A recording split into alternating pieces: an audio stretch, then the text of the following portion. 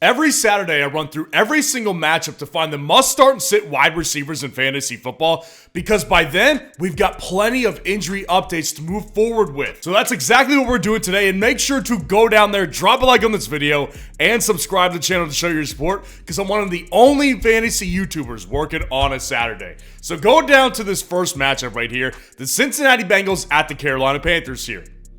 Now, of course, Jamar Chase is must start. He came through and did exactly what we needed him to do last week, so you put him in your lineup without question. Now, Deontay Johnson is a start if he plays. Of course, this is why we do it on Saturdays, though. Deontay Johnson is officially questionable for this game with an injury that he did not practice earlier in the week for. But if Deontay Johnson plays, you absolutely can play him with full confidence here. Number one, the matchup's really good. The Bengals have been giving up points to everybody. And number two, Deontay Johnson, even with Bryce Young, was always the wide receiver one in Carolina, but especially with Andy Dalton, he was wide receiver one, and it was actually a lot more efficient than it was with Bryce Young. So Deontay Johnson, I have full confidence in if he actually does play in this game. Now, if he doesn't play in this game, somebody like an Xavier Legette is actually a pretty decent flex option there. Now, with Xavier Legette, I think he's flexible either way because he's probably their second best option at this point.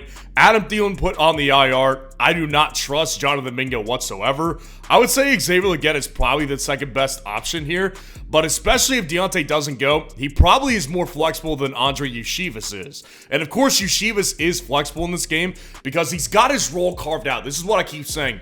His role is very carved out in this offense. It's very similar to what Tyler Boyd was for the Cincinnati Bengals here. He had his role, that's what he did, and it stayed consistent throughout the year. So even with T. Higgins back, Yeshivas is going to have a role, and he remains flexible because of that. But I think that T. Higgins is probably the higher-end flex here because T. Higgins, 6 targets last week, and 2 of them were towards the end zone.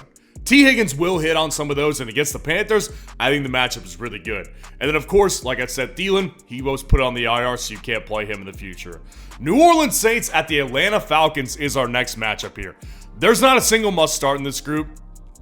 Olave is the best option, and London's not far behind. With Olave, he suffered a hamstring injury on Friday in practice, though, so he is officially questionable for this game tomorrow. So I don't know whether Olave is going to play or not. Typically, when you suffer an injury on a practice on Friday, that's not a good sign. Look at A.J. Brown a couple weeks ago. Suffered a hamstring injury on a Friday, hasn't played since then. So with Olave, definitely monitor this one. But if Olave plays, I've still got confidence in him.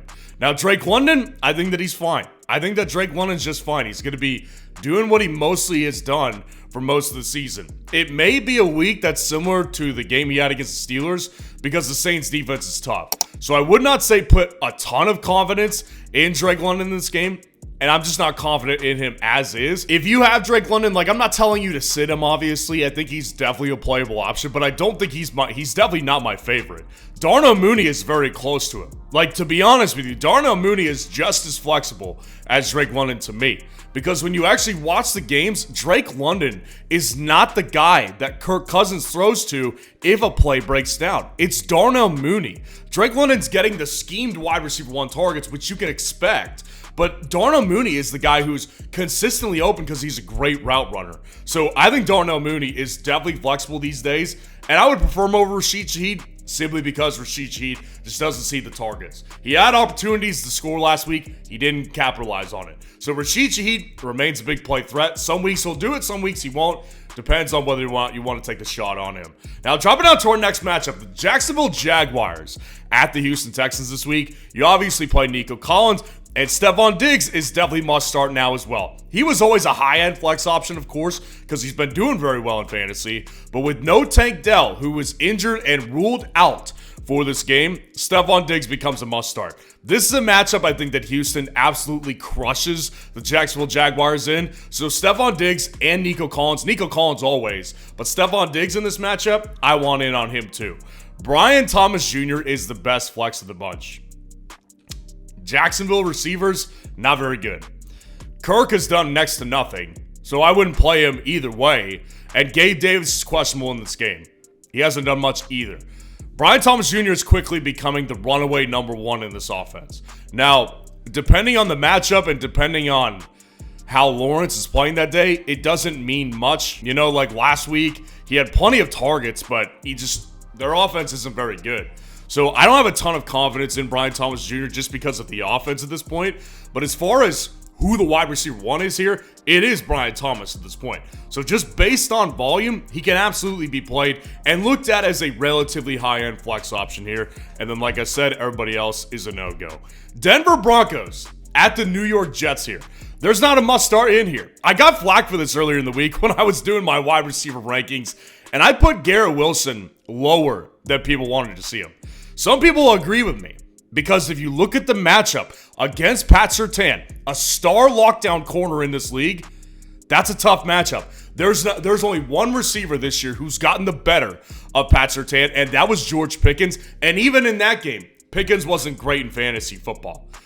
DK Metcalf, week 1, locked down by Pat Surtain. Mike Evans, week 3, locked down by Pat Surtain. I fear a very similar outcome with Garrett Wilson. Now, just based on targets alone, based on the fact that I still think he's a really good player, Wilson is a high-end flex option. But I'm telling you this right now, if you don't have to start him, I don't think he's a must-start, because Garrett Wilson is in for a brutal matchup this week versus Pat Surtain.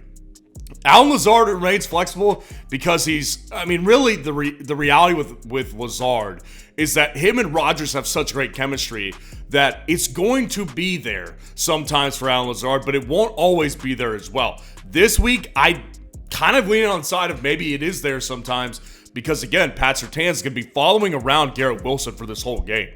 So I think Allen Lazard is a fine flex play. I prefer him over Courtland Sutton, who is just the best receiver on a bad offense, ultimately. I think the Broncos looked much better last week. I don't know how that translates when they're playing the Jets defense here. So with Courtland Sutton, he remains a touchdown upside guy and just not much upside outside of that. Josh Reynolds, I just don't really see it with him. And Mike Williams, I just want to see a little bit more first as far as his involvement in the consistent offensive scheme goes before I put him in flex territory. Minnesota Vikings at the Green Bay Packers here. Obviously, Justin Jefferson's must start. Let's just move on. Jaden Reed becomes must start if Jordan Love plays this game.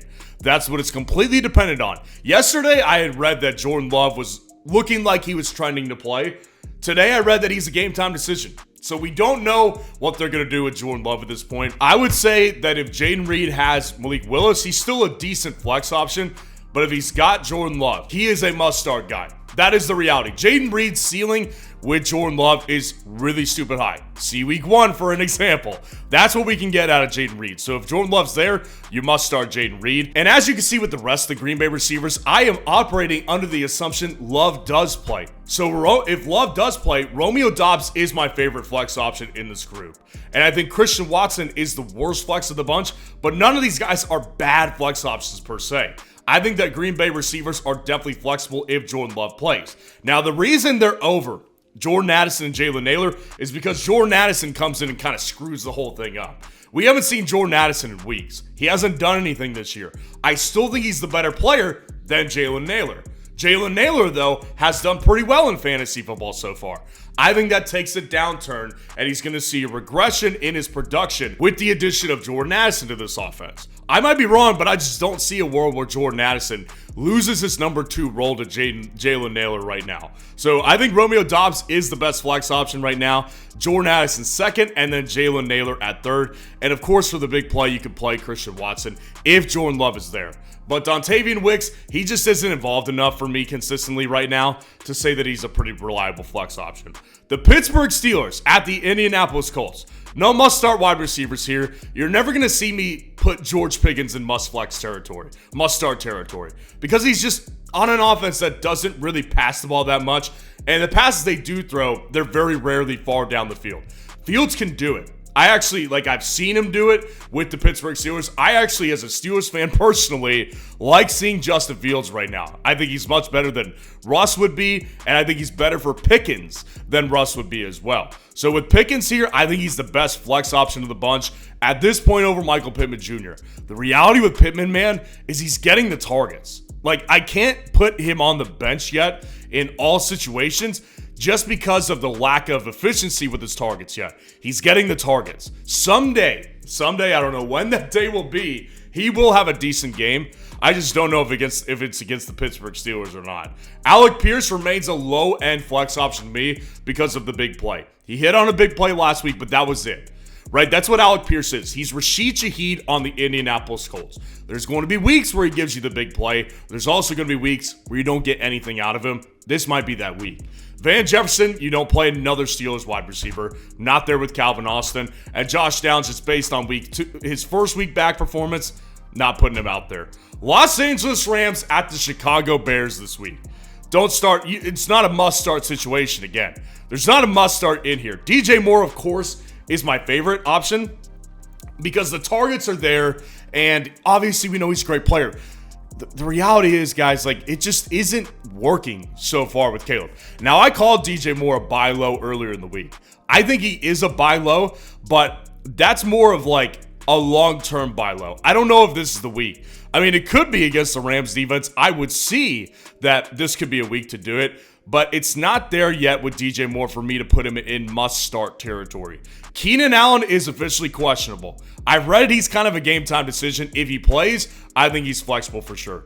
The reality, I've been saying this for weeks, with Caleb Williams, what we saw in week 1 was he used Keenan Allen so much in that offense because Keenan Allen gets a lot of those easy routes for those quarterbacks to throw. High percentage throws there. So I think if Keenan Allen plays, based in a PPR format, he's going to have upside for a good flex play. Tutu Atwell, though, I prefer him over Rome this week. If Rome doesn't have Keenan, then he's better than Tutu Atwell. But if he does have Keenan, then Tutu Atwell's the best player. Tutu Atwell just looks like the most viable wide receiver based on targets in this offense. I said it last week. I don't trust Demarcus Robinson. I don't trust Tyler Johnson. I don't trust any of them. The guy I thought that would have the most targets was Tutu Atwell, and he ended up doing it. So at this point, to me, you can, I guess, play one of those other Rams receivers if you have conviction on one of them. But for me personally, the only one I have the most conviction on is Tutu Atwell in this Rams offense. The Philadelphia Eagles at the Tampa Bay Buccaneers this week. Obviously, the Eagles wide receiver room is a mess. But obviously, you're going to play both Mike Evans and Godwin. I came out and I said I think this is a Mike Evans bounce back week, but that doesn't mean that Chris Godwin is not going to be playable. They're both must-start options. A.J. Brown, the big question mark. A.J. Brown officially is questionable in this game. He practiced again on Friday. I still lean on the side that he doesn't play in this game. I put him in must-start because if he does play, you obviously play him. Now, I just don't think it's going to happen. They have a week 5 bye week. My guess is they just sit him another week, sit him through the bye week, and then have him come back 100% after the bye week. But of course, if he plays, you play him. Now, if he doesn't play, Jahan Dotson and Britton Covey, this is where they belong. None of them are must-start. The real story to watch here is if AJ doesn't play, obviously Devonta Smith is already out. If AJ Brown doesn't play, the guy that you want is Dallas Goedert. That's the guy that you want. Jahan Dotson's done nothing. He's been a nothing burger for the Eagles. And Britton Covey, I think he can do something, but he just hasn't done anything yet. So ultimately, if AJ doesn't play, you can play one of those receivers if you've got conviction on one of them. I just don't have any conviction. But based on targets, but probably will be there for at least one of them, I think that either of them could be flexed. Now, jumping out to our next matchup here. The New England Patriots at the San Francisco 49ers. Debo, if he plays, is a must-start. You do not sit Debo Samuel if he does play. He's the most wild card guy at the wide receiver position, along with Jaden Reed, pretty much. And Debo Samuel, if he plays, the matchup's great. So, obviously, watch the situation. Right now, he's a true questionable. I don't know whether one way or another whether they're leaning at this time of this filming. But Debo Samuel, if he plays, you obviously play Debo Samuel. And I said it earlier in the week. With Juwan Jennings, the problem with Juwan Jennings is that if George Kittle plays, he's going down to like top 20 for me. Now George Kittle is expected to play, so I don't see Juwan Jennings as much more than a high-end flex guy. If he had no Debo Samuel and no Kittle, then Juwan Jennings is a number 1 receiver in fantasy this week. But this week, obviously, with the return of Kittle and the potential of return for Debo, he's nothing more than a high-end flex option. And if Debo plays, he's lower than Ayuk for me at this point. But Ayuk is flexible. Ayuk is having the opportunities. He just looks bad. One of these weeks he'll rebound. It could be against the Patriots. And then Demario Douglas, like, he's flexible in a deep league because he's the best option in New England. But just to understand this, no New England wide receiver is going to get you a big game. The Washington Commanders at the Arizona Cardinals this week. Marvin Harrison Jr., you need to think of him in terms of must start. The 2 rookies, Marv and Malik Neighbors, they're must start guys. This is a great matchup for Marv. He's the number 1 already in Arizona. You play Marvin Harrison Jr. Terry McLaurin's a high-end flex. I got a lot of flack this week for not putting Terry McLaurin in my top 30, and it's like, listen, Terry McLaurin, you take out those 2 big plays, it's very similar to what he's been doing. Of course, Terry can hit on big plays. It may not happen. It's not going to happen every week, though. The Cardinals have low-key been good. Now, Washington looks really good offensively, so I think Terry could be flex this week. But if you're planning on playing this guy over somebody like a Deebo Samuel this week, temper your expectations for sure. Michael Wilson is a mid-tier flex option. The reason he is this week is because Trey McBride is out of this game. So that obviously raises up another wide receiver in Arizona, and I think that guy is Michael Wilson here. So he's the guy I prefer. I don't prefer Greg Dortch. I think we saw Greg Dortch peak in week 1. Noah Brown and Luke McCaffrey, neither of them have been consistently involved in this Commanders offense, so you just stay away from them. The Kansas City Chiefs at the Los Angeles Chargers this week. Rashee Rice, you need to understand, it's a must-play guy. He's a top 5 wide receiver in fantasy football. You do not put Rashee Rice on your bench. Let's move on. If Justin Herbert plays, then you can play Ladd McConkey and you can play Quentin Johnston. You can. The reality with Ladd McConkey is he's the target guy. The reality with Quentin is he is the big play guy. So in this matchup here, it's not an ideal matchup. I don't think Herbert is going to be able to move around very much. But if you don't have Herbert, then you obviously don't play either one of these receivers here. But if Herbert does play, then I think you can play these 2 guys.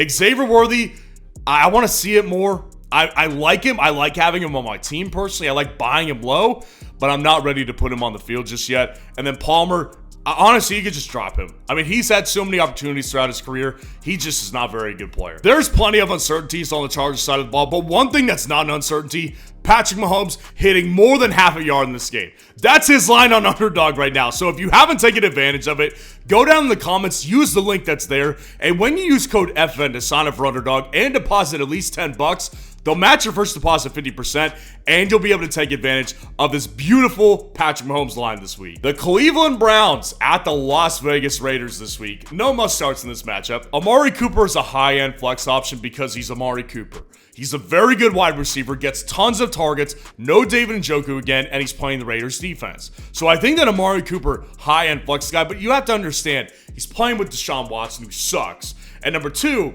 he's going to be streaky. That's just his nature, right? So play him at your own risk. I play him in Dynasty all the time, and last week it paid off for me. Jacoby Myers right now is a high-end flex option. Listen, the reality with Jacoby Myers, Devontae Adams is out, obviously, if you have not heard.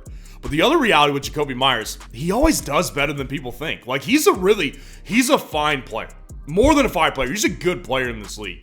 So Jacoby Myers against the Browns, without Devontae Adams, definitely going to be the number 1. And Trey Tucker, based on what he's done, low-end flex option for sure, but definitely can be flexible because he's kind of the big play guy for the Raiders, especially without Devontae Adams here. So I would say the other Raiders receiver you can possibly play is Trey Tucker. And then Jerry Jeudy, Elijah Moore, just not seeing it with them. Buffalo Bills at the Baltimore Ravens here. Zay's must start. Zay's going to get the volume. It's going to be a competitive matchup. And Zay has upside for big plays, but obviously it's not always there. Problem you're going to see is like last week, right? Where he gets targets, just not many down the field. So in this matchup against the Bills, I think that could be a good big play opportunity for him. So I'm playing Zay this week. Khalil Shakir, high-end flex guy. You definitely want to play Khalil Shakir this week in a competitive matchup against a secondary that's not very good right now. So I think Khalil Shakir is a really good play this week. He is the wide receiver 1 in Buffalo.